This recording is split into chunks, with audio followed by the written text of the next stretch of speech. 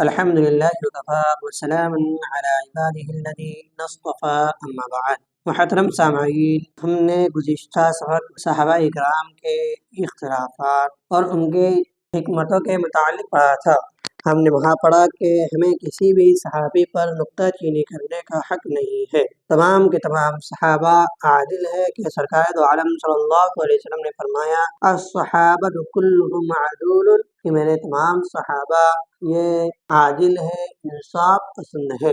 اور فرمایا کہ اللہ فی صحابی، میرے صحابہ کے بارے میں تم اللہ سے ڈرنا۔ تو اب ہمیں کسی صحابی سے بغض رکھنے کی علامت نہیں ہے، اجازت نہیں ہے، لیکن کچھ لوگ حضرت امیر معاویہ اور علی رضی اللہ تعالی عنہما کے درمیان جو اجتہادی اختلاف ہوا، جس کے نتیجے میں جنگ ہوئی، تو اس اختلاف کو ہوا دیتے ہوئے حضرت امیر معاویہ کی شان میں گستاخی کرتے ہیں۔ تو آج کا ہمارا موضوع حضرت امیر معاویہ کے کیا حقیقت ہے، کیا فضائل ہے۔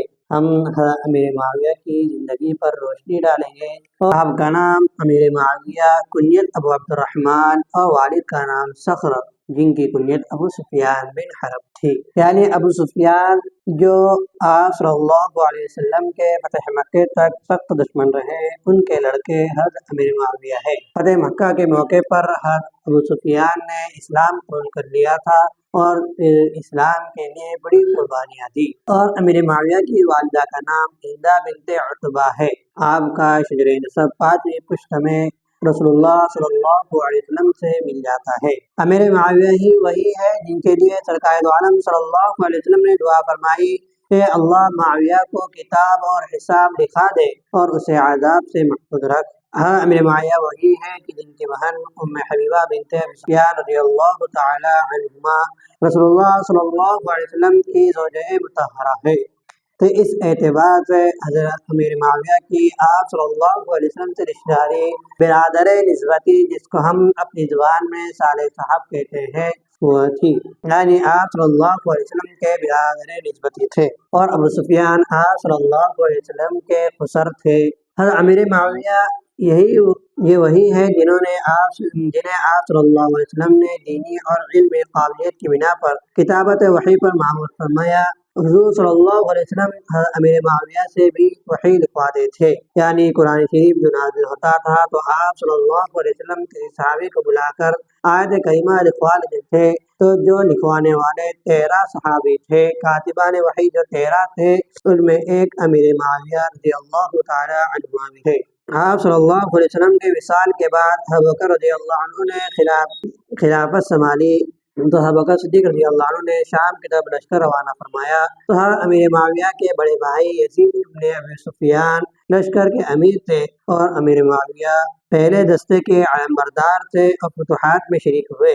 اور عمر رضی اللہ عنہ کے دور میں جب تعاون امواس میں یزید ابن ابی سفیان کے انتقال کے بعد دمشق کے والی مقرر کرنے کا موقع آیا، تو حضرت عمر رضی اللہ عنہ نے پہلے حضرت عمیر کی جگہ حمص کا والی گورنر بنایا، اور اسی طرح شرحبیل ابن حسنہ کی جگہ جابیہ کا گورنر مقرر کیا، اور پھر اس کے بعد پورا صوبہ شام حضرت امیر معاویہ کے سپرد کر دیا۔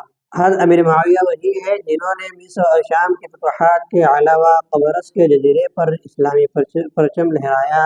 حضرت امیر معاویہ جنہوں نے اسلامی تاریخ میں سب سے پہلے بحری لشکر تیار کیا تھا، جس کا مقصد واقع یہ ہے کہ حضرت امیر معاویہ رضی اللہ تعالی عنہ نے حضرت عثمان غنی رضی اللہ تعالی عنہ کی اجازت سے قبرص پر لشکر کشی کے لیے 500 جہازوں کا ایک بحری بیڑا تیار کیا۔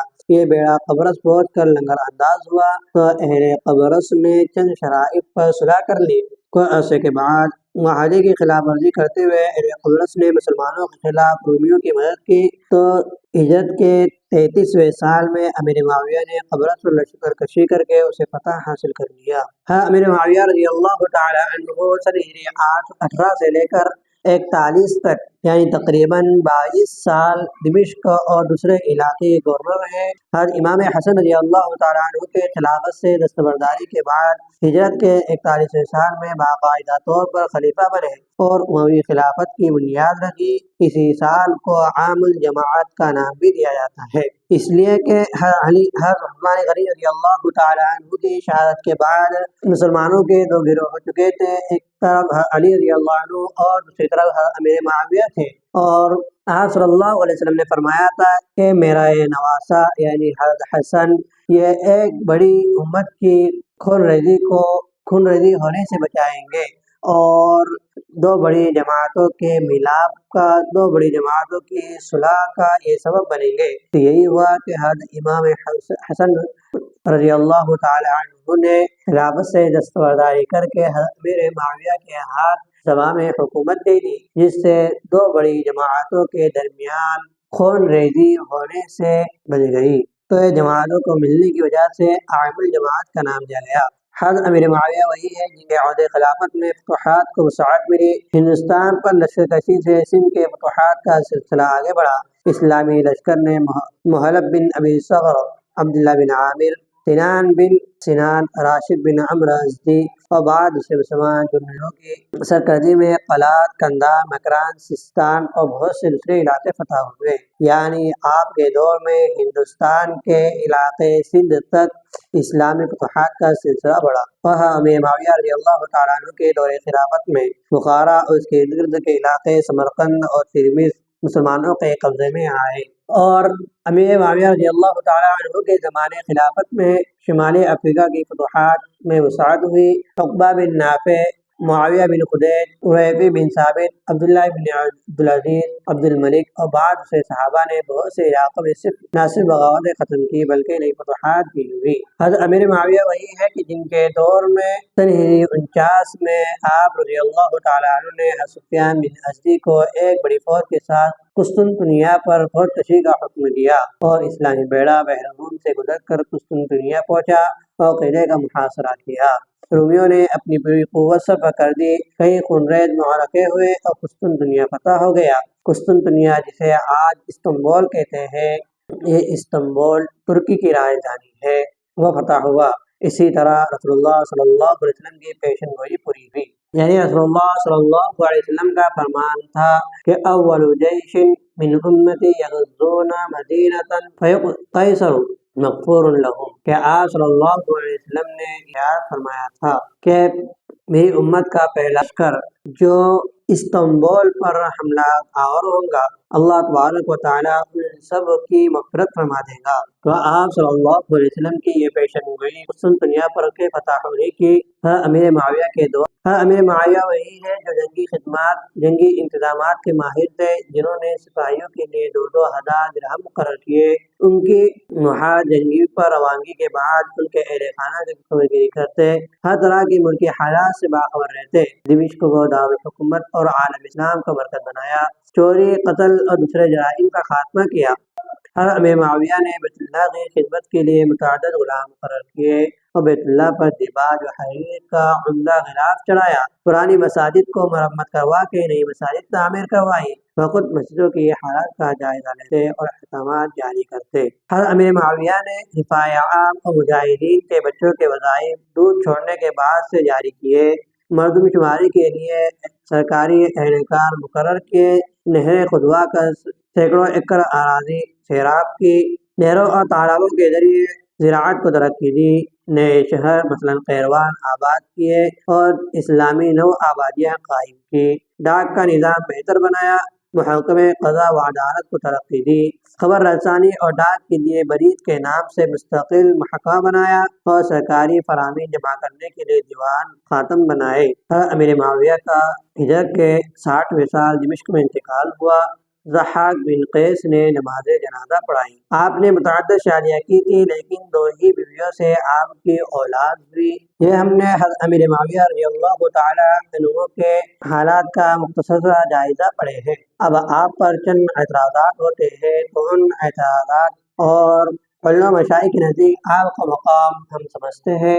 ہر امیر معاویہ رضی اللہ تعالیٰ عنہ پر سب سے بڑا اعتراض حضرت علی رضی اللہ عنہ کے ساتھ ان سے اختلاف کا ہے۔ حضرت عثمان غنی رضی اللہ عنہ کی شہادت کے بعد حضرت علی رضی اللہ عنہ خلیفہ بنے اور حضرت امیر معاویہ نے حضرت عثمان کے قصاص کا مطالبہ کیا، یعنی حضرت عثمان کو جن باغیوں نے شہید کیا تھا تو ان سے بدلہ اور ان کے خون بہا کا مطالبہ کیا۔ ان کے اختلاف کی بنیاد خالصاً قصاص عثمان کا معاملہ تھا اور اس میں دونوں نے اپنے اجتہاد کی بنیاد پر موقف اپنایا۔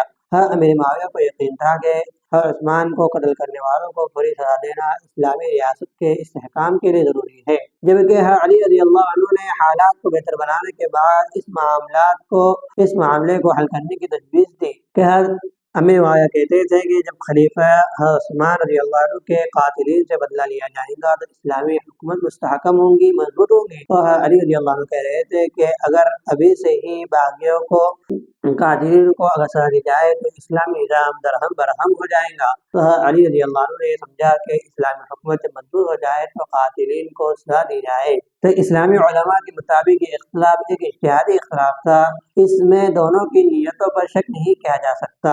اہل سنت والجماعت کے علماء کا موقف ہے کہ علی معاویہ رضی اللہ تعالیٰ عنہ کے اختلاف کو سیاسی و اجتہادی اختلافات کے زمرے میں شمار کیا جانا چاہیے، نہ کہ اس کو کوئی دینی یا ذاتی عناد سمجھا جائے۔ علماء کے مطابق ان اختلافات میں دونوں کا مقصد اسلامی ریاست کا استحکام اور مسلمانوں کی فلاح و بہبود کامیابی تھا۔ حضرت امیر معاویہ رضی اللہ تعالیٰ عنہ پر دوسرا اعتراض کیا جاتا ہے کہ انہوں نے اپنے بیٹے یزید کو جانشین مقرر کر کے خلافت کو ملوکیت میں تبدیل کر دیا۔ اس کا جواب یہ ہے کہ حضرت معاویہ رضی اللہ عنہ کا یہ فیصلہ اس دور کے سیاسی حالات کو مد نظر رکھتے ہوئے تھا۔ اسلامی ریاست کو مختلف فتنوں کا سامنا تھا اور بیرونی سازشوں کا خطرہ بڑھ رہا تھا۔ امیر معاویہ رضی اللہ عنہ نے اسلامی اتحاد کو برقرار رکھنے کے لیے اس فیصلے کو ضروری سمجھا، اگرچہ علماء نے اس فیصلے سے اختلاف کیا، مگر ان کا ماننا ہے کہ امیر معاویہ کی نیت ریاست کے استحکام کے لیے تھی، نہ کہ خلافت کو بادشاہیت میں بدلنے اور بادشاہی طرز پر والی در والی بنانے کی نہیں تھی۔ اہل سنت والجماعت کے علماء حضرت امیر معاویہ کا مقام بلند سمجھتے ہیں۔ وہ ایک جلیل القدر صحابی اور کاتب وحی ہے، ان کی قربانیوں اور خدمات کو اسلامی تاریخ میں ہمیشہ یاد رکھا جائے۔ امام احمد بن حنبل فرماتے ہیں کہ معاویہ رضی اللہ عنہ کے ساتھ ادب سے پیش آنا ضروری ہے۔ وہ صحابہ رضی اللہ تعالیٰ و رسول اللہ صلی اللہ علیہ وسلم کے صحابہ میں سے ہیں اور ان کے بارے میں ادب کا تقاضا یہ ہے کہ ان پر تنقید نہ کی جائے۔ حضرت امیر معاویہ کی شخصیت پر ایک متوازن اور اعتدال پسند حکمران کی تھی، جنہوں نے اسلامی ریاست کو مستحکم کرنے میں اہم کردار ادا کیا۔ ان پر کیے جانے والے اعتراض کا جواب ان کی نیت اور وقت کے حالات کو مدنظر رکھتے ہوئے دینا چاہیے۔ ان کی شخصیت اسلامی تاریخ کا اہم حصہ ہے، ان کی خدمات کا اعتراف کرنا انصاف پر مبنی رویہ ہے۔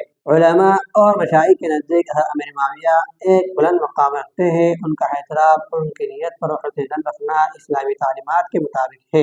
یہ نہ ہو کہ ہم حضرت علی رضی اللہ تعالیٰ عنہ کی محبت میں گلو کرتے ہوئے حضرت امیر معاویہ رضی اللہ تعالیٰ عنہ کی شان میں گستاخی کرنے لگے۔ حق یہ ہے کہ حضرت علی رضی اللہ تعالیٰ عنہ جیسے ہمارے نزدیک محترم اور قابل احترام ہے، اسی طرح ہمیں امیر معاویہ کا بھی احترام کرنا ہے، کیونکہ امیر معاویہ بھی صحابی ہے اور آپ صلی اللہ علیہ وسلم کے رشتہ دار ہیں، کاتبان وحی ہیں اور ان کی خدمات کا بڑا حصہ ہے۔ حافظ ابن حجر الہیثمی مکی رحمۃ اللہ علیہ نے امیر معاویہ رضی اللہ تعالیٰ عنہ شان میں کتابیں لکھیں۔ ویسے تو امیر معاویہ رضی اللہ تعالیٰ عنہ کے فضائل و مناقب پر بہت سی کتابیں لکھی گئی، لیکن جو اہل تشیعی حضرات ہیں، شیعہ حضرات ہیں، انہوں نے یہ کہہ دیا کہ حضرت امیر معاویہ رضی اللہ تعالیٰ عنہ کی مناقب اور فضائل میں کوئی حدیث نہیں ہے، تو ان کی بات غلط ہے، بلکہ احادیث میں بہت سی فضیلت وارد ہے، اور فضیلت وارد نہ بھی ہو تو آپ صحابی ہیں، صحابی ہونے کی بنا پر آپ قابل احترام ہے۔ ہمارے ہندوستان میں ہمایوں کے دور میں جب شیعہ لوگوں نے حضرت امیر معاویہ کی شان میں گستاخی کرنا شروع کی تو اس وقت ہمایوں نے حافظ ابن حجر الہیثمی مکی رحمۃ اللہ علیہ کو خط لکھا، تو انہوں نے ایک کتاب لکھی جس کا نام تطہیر الجنان واللسان عن سلب معاویہ بن ابی سفیان ابن حجر الہیثمی ہے۔ یہ کتاب ابن حجر ہیثمی مکی رحمۃ اللہ علیہ نے بادشاہ ہمایوں کے طلب پر لکھی۔ چنانچہ آپ مقدمے میں لکھتے ہیں کہ دعانی الی تعلیفها الطلب الحی من السلطان ہمایوں اکبر سلاطین الہند واصلهم واشدهم تمسکا بالسنت الغراء۔